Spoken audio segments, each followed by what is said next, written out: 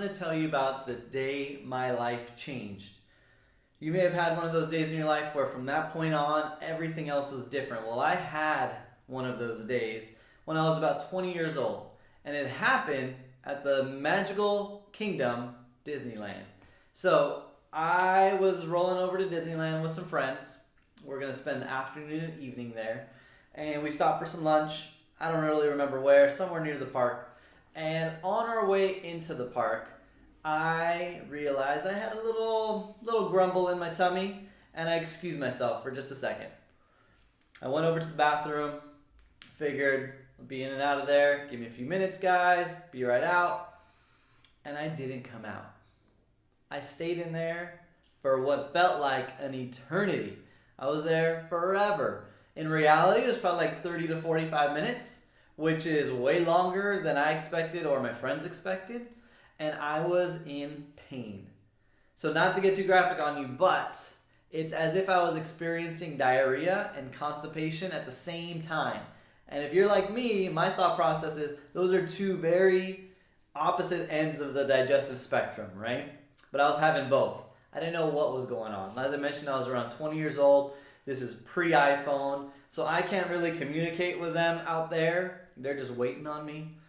They're not distracted with Facebook or Instagram or Snapchat. They're just literally waiting, so that's making me more uncomfortable. And my body, it's betraying me. That's what I'm thinking. Like, what is going on?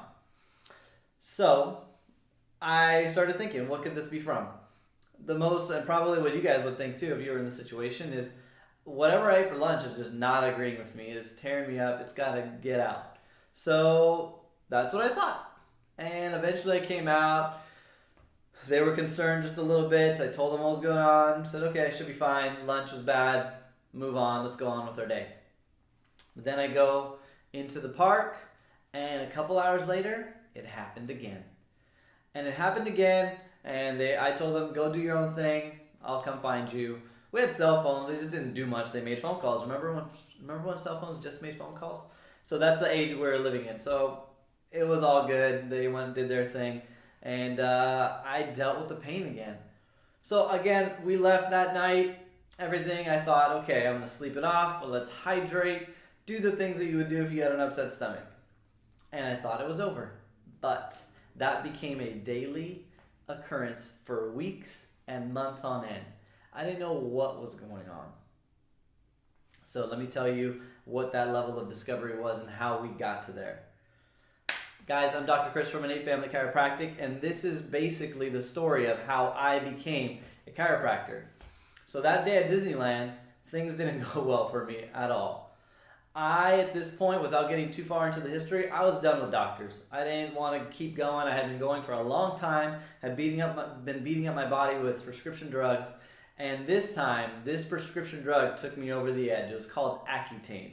And Accutane, if you know about it or remember it from the past, it was given mostly for acne. There were some offshoots, but mostly it was given for acne. In 2009, it was pulled from all shelves because it was causing issues. Specifically, it was causing inflammatory bowel disease. That's what I had. That's what I was dealing with. I didn't know it at the time. I never got a diagnosis, but that's what I had. All the symptoms you look up, that's what I was experiencing. And it was awful. The way I figured it out was through a chiropractor, my very first chiropractor.